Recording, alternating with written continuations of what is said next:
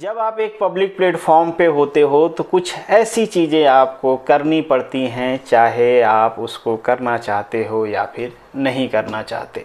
यहाँ तक कोई प्रॉब्लम नहीं है। प्रॉब्लम तब होती है जब वो लोग जो आपसे वो चीज़ करवाना चाहते हैं वो आपसे ये भी उम्मीद रखते हैं कि जो चीज़ आप कर रहे हो वो उनको फेवर करे।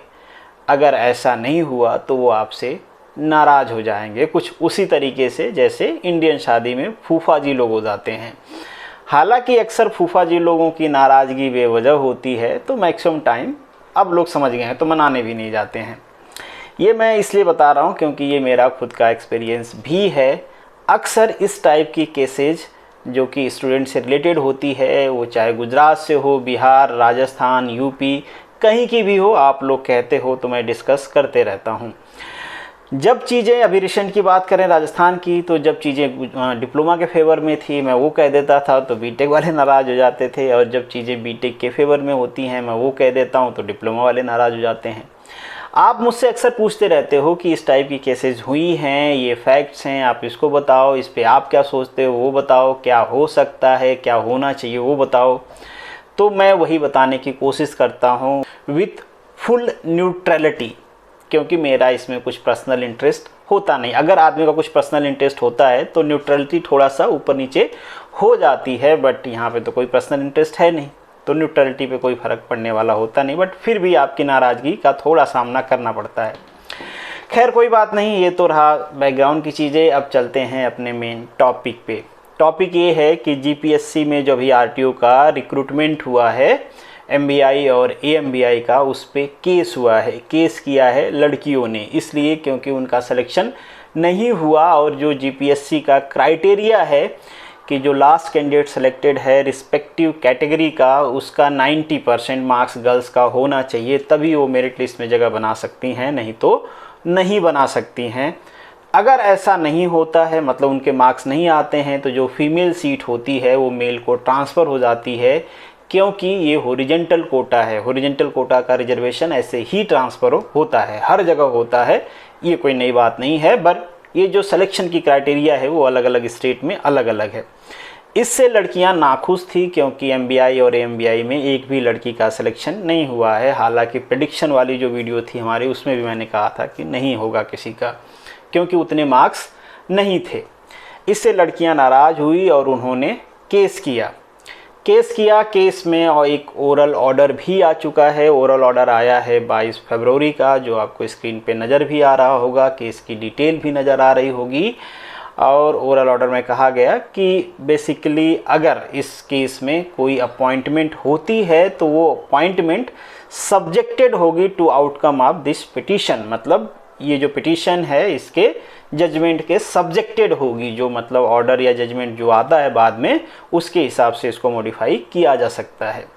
तो क्या ये टेंशन लेने वाली बात है उन कैंडिडेट्स को जो सेलेक्ट हो चुके हैं? क्योंकि मुझसे ये उन्हीं ने पूछा है जो लोग सेलेक्टेड हैं।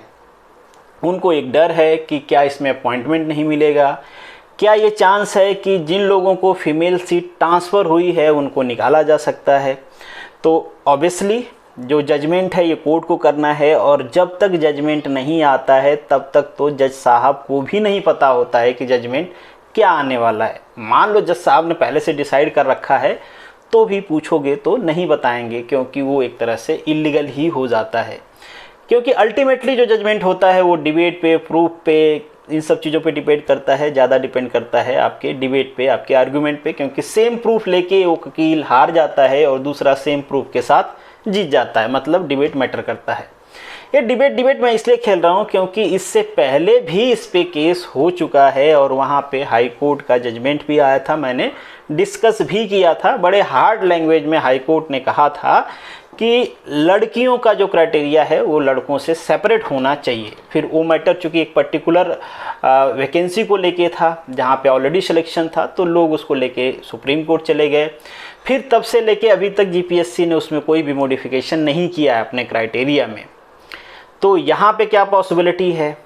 तो मेरे हिसाब से जिनका सिलेक्शन हो चुका है, जो ऑलरेडी सीट ऑक्यूपाई कर चुके हैं, उनको टेंशन लेने की ज़रूरत नहीं है। डजेंट मैटर कि जो केस है वो आपके फेवर में आता है या फिर लड़कियों के फेवर में आता है। मतलब केस या तो लड़कियां जीतेंगी या तो हारेंगी। तो लड़कियां जीत भी जाती हैं तो उन लोगों को टेंशन लेने की ज़रूरत नहीं है जिनका सिलेक्शन लिस्ट में नाम आ चुका है, क्योंकि उनको इन जनरल ऐसी केसेस से नहीं निकाला जाता है। फिर कोर्ट एक दूसरा ऑर्डर भी सब्सिक्वेंट में लगा देती है कि भाई जिनका सिलेक्शन दिए हो उनको भी आप एडजस्ट करोगे, मतलब सरकार करेगी। अब क्या पॉसिबिलिटी है कि सुप्रीम को मतलब हाई कोर्ट इस पे कह देगी कि आप मतलब जो लड़के हैं या उनकी जगह पे लड़कियों को लो। तो मेरे हिसाब से अक्सर जो रूल्स बनाने का काम होता है, मतलब इससे रिलेटेड, रिक्रूटमेंट से रिलेटेड, वो होता है जीपीएससी का या फिर आप कह सकते हो स्टेट गवर्नमेंट का। कोर्ट अक्सर इन मैटर में इंटरफेयर नहीं करती है। कोर्ट जनरली किसी को भी, किसी भी बॉडी को ये नहीं कहती है कि तुम यही रूल बनाओ।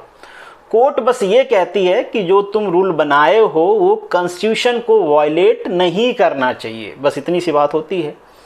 तो जीपीएससी का काम है रूल्स बनाना, इन्होंने पहले से बनाए हैं, केस भी हुआ उसके बाद भी ये चेंज नहीं हुआ है, ठीक है। तो इस बार भी मुझे लगता है कि ऐसा सच बहुत कुछ इसमें नहीं होने वाला है। फिर से मैं कह रहा हूँ, ये मेरा ओपिनियन है, लड़कियों को इस पे नाराज़ होने की ज़रूरत नहीं है, या ना लड़कों को खुश होने की ज़रूरत है, और ना ही कमेंट में आपस में लड़ने की ज़रूरत है। ये मेरा ओपिनियन है, कोर्ट कुछ भी कह सकती है। तो लेट्स सी, जब मैटर आएगा तो देखा जाएगा। अभी शायद 24 या 25 अप्रैल को उसकी नेक्स्ट हियरिंग है। 2 मार्च को जीपीएससी ने भी इसमें अपना वकालतनामा, मतलब एक वकील डाल दिया है। ट्रांसपोर्ट डिपार्टमेंट भी इस पे रिस्पोंडेंट है, बट एज सच मुझे लगता है कि कमिश्नरेट ऑफ ट्रांसपोर्ट का इसमें कोई ज़रूरत है नहीं, क्योंकि जो रिक्रूटमेंट या स्क्रीनिंग से रिलेटेड रूल होते हैं वो जीपीएससी के होते हैं, ना कि ट्रांसपोर्ट डिपार्टमेंट के होते हैं। अगर एलिजिबिलिटी क्राइटेरिया से रिलेटेड कोई मैटर होता तो बिल्कुल ट्रांसपोर्ट डिपार्टमेंट का इसमें रूल होता, बट ये मैटर स्क्रीनिंग से रिलेटेड है, सिलेक्शन से रिलेटेड है, तो ट्रांसपोर्ट डिपार्टमेंट का इसमें कुछ मैटर है नहीं। अब ये बात है कि क्या केस चल रही है तो अपॉइंटमेंट मिलेगी या नहीं मिलेगी, तो बिल्कुल मिलेगी। अपॉइंटमेंट में कोई प्रॉब्लम वाली बात है नहीं केस से एज सच, अभी के स्टेटस के हिसाब से। तो जिनका रिक्रूटमेंट हुआ है, जब भी डिपार्टमेंट को लगेगा कि उनको ज़रूरत है, अब उनको अपॉइंटमेंट देना है, उस टाइम पे आपको अपॉइंटमेंट दे देगा डिपार्टमेंट। तो एज सच ये पूरा सीन है। और जब इस पे केस हुआ था तब मेरा डिस्कशन भी हुआ था गर्ल से, उन्होंने मुझसे पूछा था कि हमें क्या करना चाहिए। तो मेरी एडवाइस उनसे यही थी कि आप जीपीएससी से रिक्वेस्ट करो, अगर जीपीएससी आपके लिए कोई अलग से रूल बना सकती है तो ही। बाकी कोर्ट मेरे हिसाब से एज सच, मैं जैसा सोचता हूँ, कोर्ट अक्सर ऐसा नहीं करती। जैसे मैंने पहले भी कहा कि वो ये ऑर्डर नहीं देते कि आप इस टाइप का रूल बनाओ। अगर दे भी देते हैं किसी मैटर में तो फिर अल्टीमेटली वो रूल बनाने का काम जीपीएससी का ही रहेगा, बनाना तो जीपीएससी को ही है। और कोर्ट कोई मैकेनिज्म या फार्मूला नहीं बताती है कि आप इसी फार्मूले का रूल बनाओ, तो वो जीपीएससी को बनाना है। तो इसमें मतलब सरकार या जीपीएससी लड़कियों के लिए कुछ कर सकती है, बाकी एज सच कोर्ट तो नहीं कर सकती।